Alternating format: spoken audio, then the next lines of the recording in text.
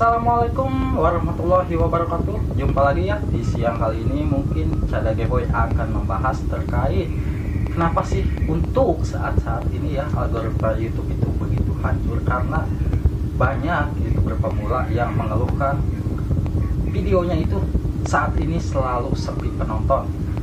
Banyak juga yang mungkin melihat ya, ada yang subscribernya banyak tetapi penontonnya itu sangat minim. Mungkin kalian semua mengira beliau itu bisa jadi membeli subscribe, tetapi itu menurut saya salah ya. Bisa jadi mereka mendapatkan subscriber itu yang dari pertama membuat video, salah satu video tersebut ada yang trending atau yang booming, sehingga dari satu video pun beliau bisa mendapatkan ribuan subscriber ya. Nah, kenapa lalu setelah kesininya itu penontonnya sepi? Bisa jadi minat penonton di channel kita itu mulai berkurang. Apa sih penyebabnya? Penyebab yang utama mungkin topik yang kita bahas atau topik yang kita bawakan di channel kita tidak sesuai dengan topik yang memang saat itu videonya itu lagi rame. Misalkan sobat semua, isi kontennya tentang masak ya. Kalau masak biasanya banyak orang yang mengetikkan di pencarian YouTube cara memasak, karena untuk konten masak biasanya menggunakan kategori cara dan gaya ya. Nah, di situ kalau video kita di saat dicari dan muncul, secara otomatis video kita mudah dicari di penelusuran YouTube dan akan mendapat rekomendasi, sehingga video kita itu akan selalu muncul di beranda-beranda YouTube orang lain. Apabila mereka mencari, sudah pasti akan mengklik video kita. Nah, akibat kita misalkan mengganti tema, secara otomatis penonton di channel kita itu mulai berkurang atau mulai tidak menyukai konten kita. Mungkin kalau konten kita masak lalu kita ubah tema menjadi konten mukbang, itu masih satu tema ya, karena dari masak ke mukbang.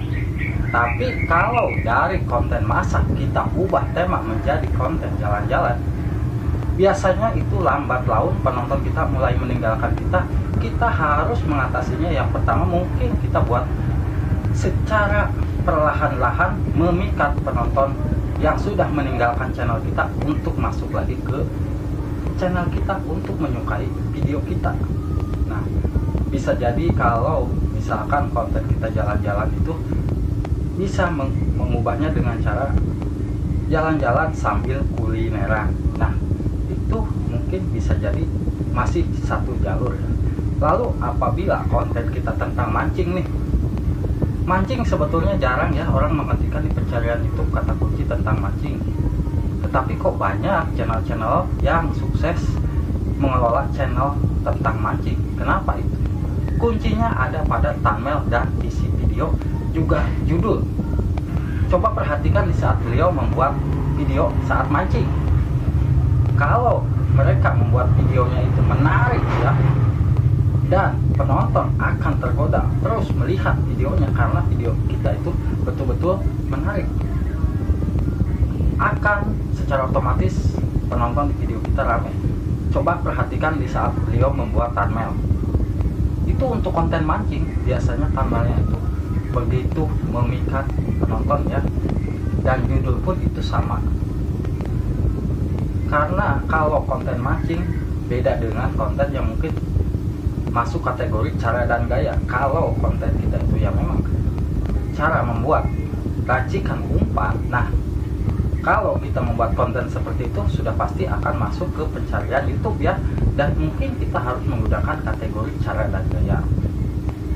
Itu yang menyebabkan penonton di channel kita sepi, karena kita mengubah tema atau topik di channel kita. Lalu kalau misalkan konten mancing mengubah kontennya itu ke konten misalkan tutorial, semisalkan tutorial YouTube ya, lambat laun mungkin sulit untuk mendapatkan viewer. Karena apa? Karena yang tadinya suka menonton mancing lalu kita ubah ke konten tutorial YouTube, itu penonton sudah pasti tidak menyukai ya, karena beliau bukan konten-konten YouTuber. Mereka hanya penonton alami yang memang menyukai konten mancing. Tapi kalau kita mengubah tema dengan temanya itu tentang cara membuat racikan umpan, itu masih satu tema. Kalau menurut saya, untuk memikat penonton masuk kembali ke konten kita, ya tentunya mungkin di saat kita enggak nih mancing nih hari ini, malas mancing, kalau kita punya ide kita buat racikan umpan. Tapi kalau kita membuat racikan umpan itu yang betul-betul aneh, sebetulnya untuk settingan channel di saat kita mengubah tema itu tidak perlu ubah banyak-banyak ya. Yang perlu kita setting hanya di kata kunci channel kita, itu kita tambahkan. Kalau konten kita tentang jalan-jalan dan kulineran, kita tambahkan jalan-jalan dan kulineran atau ngevlog, kita isikan semua di kata kunci tersebut ya. Yang tadinya hanya konten tutorial masak atau konten memancing, kita tambahkan konten jalan-jalan, jalan-jalan harian atau ngevlog harian, di kata kunci kita isikan seperti itu. Dan untuk di settingan YouTube, ya tentunya kita harus bisa memisahkan konten-konten yang memang satu tema. Misalkan konten mancing, khusus konten mancing kita terapkan di playlist yang khusus untuk konten mancing. Dan apabila konten tentang cara membuat umpan racikan, tentunya kita harus menyiapkan playlist yang sesuai dengan konten tentang cara membuat racikan umpan. Begitu juga tentang vlog jalanan atau kulineran ya, ataupun konten mukbang, sama kita simpan, pisahkan supaya mudah dipahami oleh pihak YouTube. YouTube akan merekomendasikan video-video kita kalau video kita itu satu tema, dan YouTube tidak akan merekomendasikan apabila konten kita memang campur aduk, karena YouTube bingung kemana arah tujuan channel kita ini nih, mau dikemanain. Coba kita perhatikan ya buat sahabatku, di saat kita upload video ke YouTube itu dalam proses, di saat kita upload itu YouTube menggunakan mesin mengecek dari pertama metadata video kita itu apa sih, dan isi kontennya tentang apa sih. Nah, apabila memang sudah sesuai dan menurut YouTube bagus, itu bisa jadi video kita akan disebarluaskan kepada penonton yang memang sudah kita tuju nih.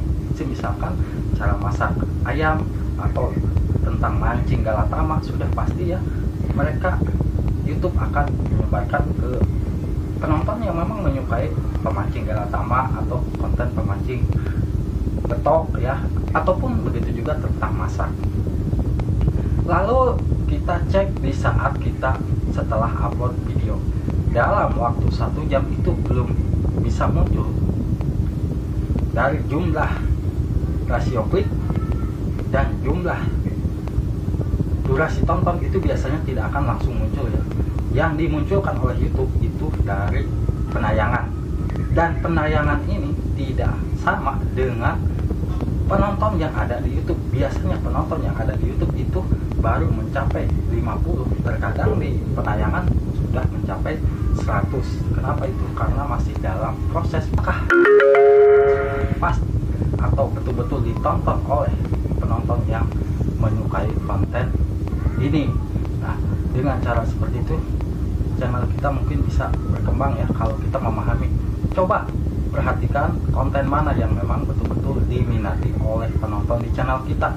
Cek di analitik, kita buka penonton yang paling banyak ditonton oleh penonton luar ya, tentunya bukan dari penonton YouTuber pemula. Dari situ kita bisa memahami, kita buat lagi pancingan video tersebut. Thumbnail kita samakan, kita edit sedikit, isi video pun kita samakan, tapi kita isi edit ulang ya, tetapi jangan sama seperti yang sudah kita upload.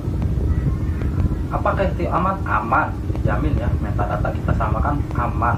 Yang penting kita tidak ambil video yang sudah kita upload lalu kita upload, ataupun kita merekam layar.